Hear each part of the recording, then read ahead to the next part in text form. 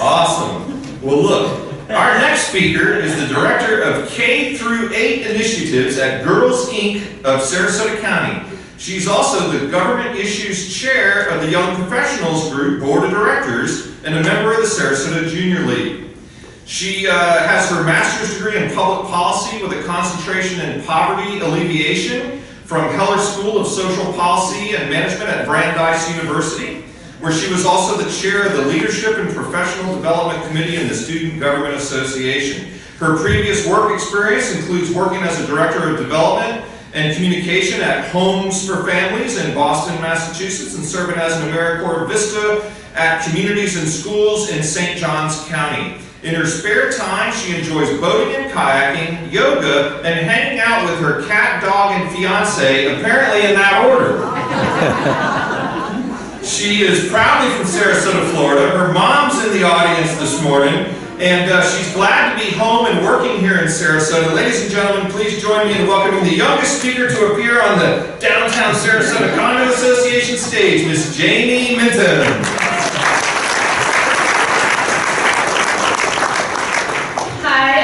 Thank you for having me. I'm really excited to speak here today. I'm also a little nervous compared to this panel, so a cheat sheet, but that's okay.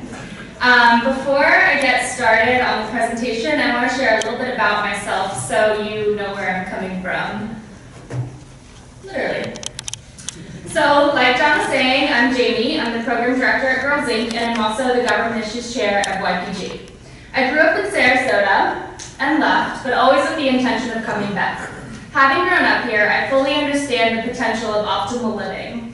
So why would I settle for anything or anywhere less? After high school, I spent 3 years at Manatee Community College, working to save money to continue my education, get as much experience as I could, maybe be a nice man, and bring it all back to Sarasota. I got my bachelor's degree from Flagler and worked as an AmeriCorps Vista.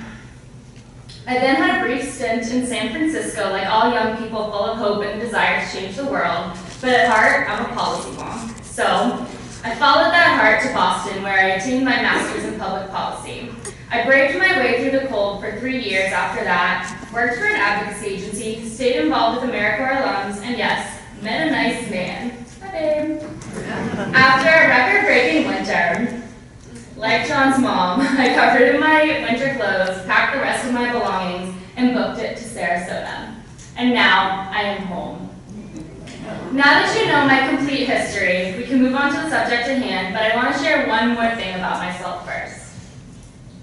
I love facts. The rest of this presentation is based on things I've researched and things you can research yourself. I share this because I want to make it clear that the remainder of your time will not be spent on my opinion. This is not a time for a millennial to stand up here and complain, but it is a time for millennials to stand up, be heard, and ask for your help. I think that you'll find that we all want the same things, and by working together, we can make it happen. So first, let's get our facts straight. I'm going to make this slightly interactive, so please humor me and play along. Raise your hand if you know someone between the ages of 18 and 34. Okay, so we all know millennial. Keep it raised if you're related to one of those millennials. Keep it up if they live in Sarasota. Keep your hand raised if they live with you. Now raise your hand if you want them to. There's no offense taken. We don't want to live with you either. Sorry, Mom. For better or for worse, I'm going to paint a broad picture of millennials. But again, I'm going to ask you to play along. This time, a true or false game. I'm going to say a statement and just shout out what you think the answer is. So first one, true or false, over 35% of millennials live at home. True. This one's true. Research tells us that millennials are living at home longer than before, but it's not because we won't grow up. It's because we're going to college rates at levels higher than before than ever too. Also because the data is skewed.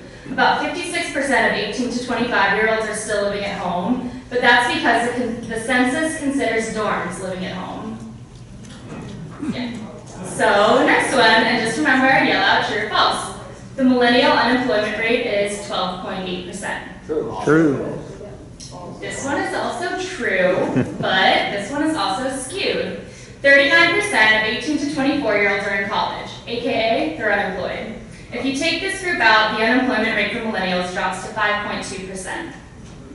This one's my favorite. I was thinking about it at 5:30 as I got up to do yoga and prepare for a staff meeting and prep this speech.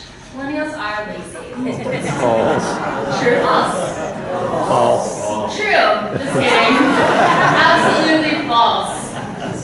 A study by Ernst & Young's Global Generation Group found that 47% of millennials in management positions work more hours in the past 5 years than other generations. And according to Bentley University, over half of millennials are willing to work long hours and weekends to achieve success in their careers. Lastly, 34% of millennials reported working every day of their vacations, but they also felt less productive when they returned, so let's not advocate for that. We're almost done. Millennials would rather work from home than have a full-time job. False. False. 65% of us would rather have a full-time job. It is true, though, that we want more flexibility. And while it is true that we've been called the me generation, that desire for flexibility is not about us. It comes from feeling more productive, meeting objectives, and helping the organization to grow financially. Whether you know it or not, we care about a lot of things. So, what do we care about? We care about owning a home. While we may wait longer to buy them, 88% of us want to buy a home, and 53% of us already do. We also prioritize leadership. 63% of us feel that our leadership skills are not being developed. So we do things like move to different cities, leverage our current job to get a different one, and find ways to get to the place we want to be on our own time and on our own terms. Because success is really important to us. It's not just about the bottom line at all. The majority of millennials believe that business has a positive impact on wider society, and 56% of us rule out working for a company because of its values. 76% of us think that business is a force for positive social impact, and we will work to make that impact, because we really care about the environment. We're seeing a trend that environmental concerns are correlated with everything we do, from social media to our expectations about business to our personal finances. 75% of us are willing to pay more for sustainable products and services. So this is the last one. It's for real my favorite. Millennials are different from their parents and their grandparents. False. False. Millennials are in similar places to previous generations. And this quote really sums it up. We want the same things regardless of when we were born. To be given interesting work to do, to be rewarded on the basis of our contributions, and to be given the chance to work hard and get ahead. But you're not just here to learn about millennials. You're here to learn about how they apply to Sarasota. Now that we've cleared up any misconceptions, I think you'll find that in sharing our concerns, you'll find more commonalities than differences. The elephant in the room that pretty much everyone is talking about is housing. It's really expensive. If you look up at the chart, you'll see what the average person can expect to make in Sarasota and how it chalks up to the national cost of living. To compare, I looked up similar statistics for the most millennial-friendly cities, and you can see how they define that up there. So, Cambridge. It's right next to Boston. It's listed as the #1 millennial-friendly city in America. If I lived there, I'd make a lot more money, but I'd also pay a lot more for the things going on around me. Remember, I did live there, and it was really cold. Not worth it. All right, so let's try California, Santa Clara. It's the #1 millennial-friendly city in California. I know there's lots to do, other people my age, and of course it's sunny. But no, even though I'd make way more, I could never afford to buy a house, and I am one of those 88% who hopes too soon. So let's bring it closer to my family. Hi, Mom. Let's look at St. Pete, the most millennial-friendly city in Florida. Win-win, right? I might make less, but I could also work in Tampa, where I could probably skew that, and then buy a house in St. Pete so I get the benefits of the city, but no. I don't want to drive 45 minutes to come home from work, and I don't want the hassle of a big city. So let's look again. Manatee County. It's just 20 minutes north of Sarasota. I could have the benefits of working and thriving here, being able to buy a home a short drive away, and having some extra spending money or saving money. It's a viable option, and really, it's the smarter option. But at the end of the day, Sarasota millennials are willing to take a personal and financial risk to live, work, and be here. We want to do more than work here. We want to invest our lives here. We want the place we love to love us back, and we'll pay more and work harder to make that happen.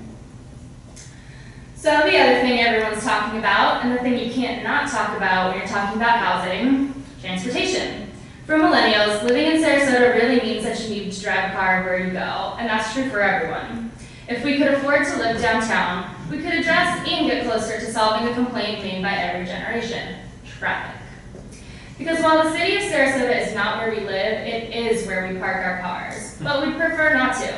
More than any other generation, we would really prefer to walk. Not just because we care about the environment or a healthy lifestyle, but because we hate sitting in traffic just as much as you do. However, until we can afford a place to live where we can walk to the things we like to do, like eat or work, or until Sarasota steps up its public transportation game, we'll all be looking at the closest red light together. So, my least favorite subject in school was math, but to address jobs, we need to do some. So just follow along with me. If you take the A rating the Sarasota School District has, plus the 31 schools who received an A grade in the county, plus the 4 major colleges we now have, one of which is an honors college, and another that focuses on the arts, which also happens to be a major focus of Sarasota, plus the addition of the UF Extension School, minus the 77% of millennials in Sarasota who are currently considering leaving or have considered leaving in the past equals, we need more jobs in Sarasota. We all know that entering college comes with a certain sense of freedom, and that graduating college comes with a very real panic attack-inducing sense of reality. So why would we only create a structure that invests in 18 to 22-year-olds, but not 23 to 34-year-olds, who have a vested interest, if not requirement, to become tax-paying, law-abiding, hard-working, contributing members of society? Something has to happen. We can either lower the cost of housing or increase the amount of real job opportunities. If we don't do at least one, we'll be priced out of the area and be forced to take our education and energy from the place we want to be to a place that wants us. Okay. So we have to address the real elephant in the room. Entertainment. But hear me out. I think if you do, you'll see again that we really do want the same thing. Because just like you, we don't want to live in a big city. If we did, trust me, we wouldn't be here. We want nice neighbors. We want a street where our kids can ride their bikes on, and we want access to good schools. But we also want access to good foods, good drinks, and good music. But again, we don't want a city life. We know where we want to go if we want a night out, and it's nowhere near where we work, eat, or network. And that's what we do downtown. But we also don't want to fight tooth and nail for less expensive and delicious restaurants, unique, lively, and respectful events, or ways to bring all generations together. I have to say it. Downtown is not just a place for people to live. By definition, it's the central area or main business and commercial area of a town or city. Fighting businesses or events because there's a fear that things will change is not just bad for millennials. It's bad for the city because we all want more revenue, more culture, and more opportunities to enjoy the place we live.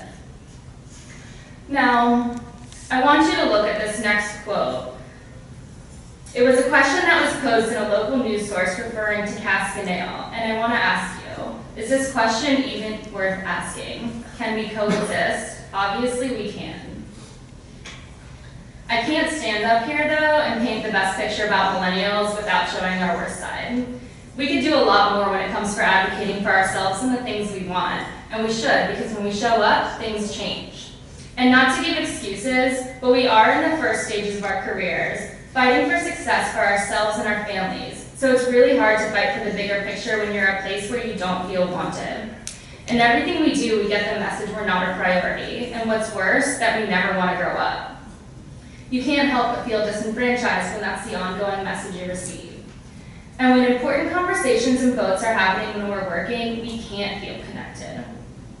For example, when YPG was planning to speak on an attainable housing community down south, I simply couldn't go. I had to work. Our chair-elect signed up to speak at the meeting in the morning, went to work, listened to the commission meeting on his computer for 6 hours, heard his name called, booked it back over to the commission meeting, begged to be heard, And he was. But that's not something that everyone can do, and it's not something anyone can do every time they want to share their voice. But again, we can and we should do more. As the government issues chair, the worst thing I can say about us is that we don't vote. If you look at the statistics, we could totally swing a vote if we tried, but we're just not doing it. If I were you, I would ask myself, how can they expect to be taken seriously when they don't even vote? And if I were me, I would say, you're right.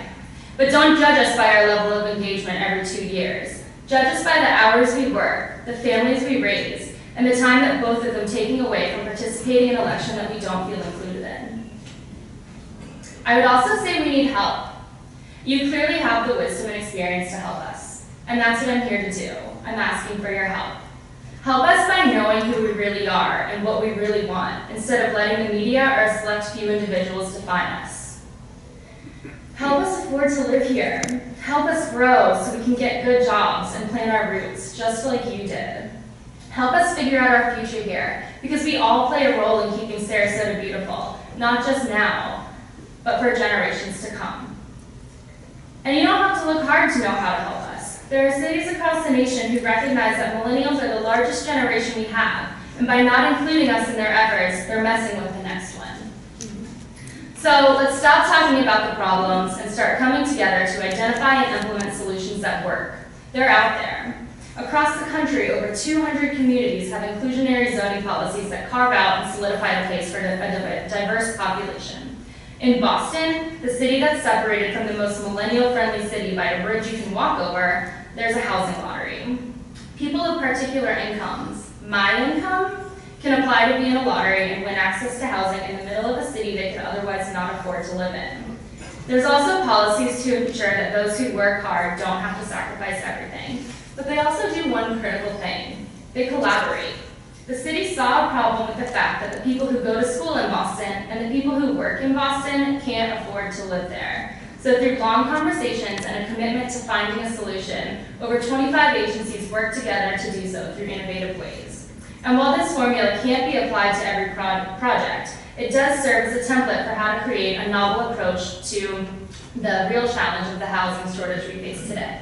In fact, just yesterday, the New York governor and state legislature made way for the Affordable New York Housing Program to generate 2,500 units of attainable housing every year.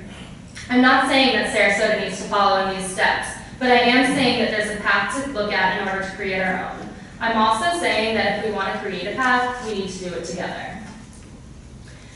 And we want to look at some other steps that will help to build a more optimal living situation for millennials. We don't need to look far. We can really look in our own backyard.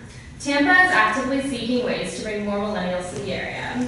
And even closer to home, the place that we don't want to have to live, Manatee County is taking a different approach to creative housing solutions to ensure younger generations can afford to live there. They have a vision to redevelop an old jail, suggesting that at least 25% of new units are saved for millennials. I don't know if this vision will become a reality, but the fact that they're thinking outside of the box to make millennials feel welcome is really encouraging. The Manatee County government also created M3, a forum based on education, empowerment, and the development of the county. By actively including our generation, they're developing leaders, a point that I cannot make enough. Not only is developing our leadership skills a primary focus for millennials, but it should be a primary focus for other generations as well. By helping us improve, you're helping Sarasota improve, and for years to come. But we shouldn't have to look to these neighbors, and in fact, we don't.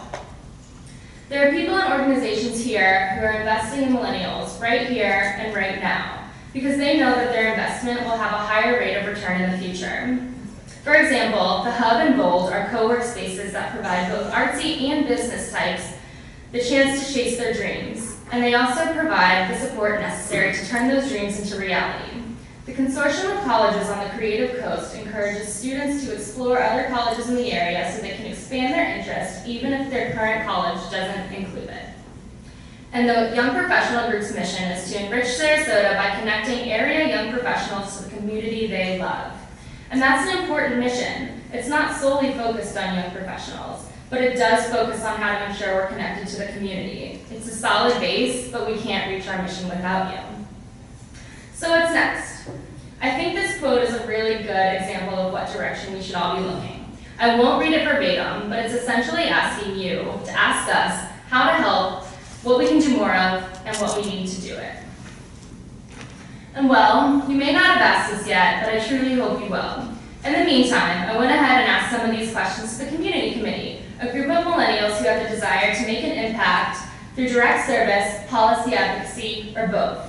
I think that if these ideas do nothing but get the conversation started and bring multiple generations together, then a goal is achieved. Some of our ideas are to prioritize hiring millennials, not to edge others out, but to give us the leadership development we need to stay here. We all know that Sarasota is not just a place to grow up, it's a place to retire. And I'm getting the feeling that to retire really means that you just do something different and for a little bit less money, because you want to keep giving. We don't see older generations as anything but a source of wisdom and experience, and we want to learn from that. A mentorship program that brings together generations would satisfy all of our needs to work hard, contribute, and bring positive change. Another suggestion we had is to better connect the Chamber and YPG. Don't just invite us to events, but create events with us. I think you'll find if you give us a stake in the process decisions in the city, we won't let you down. We also think that if you incentivize us to stay, everyone could benefit. We don't have this correct formula, but we certainly have ideas. We also have education, experience, and a true desire to commit to Sarasota for ourselves, our families, and our futures. Before I conclude, I have 2 more fun facts for you. 1, progress in Sarasota is already happening. The county just committed to bringing more full-time jobs that pay at a higher rate than average salaries. It's great and a well-timed place to start.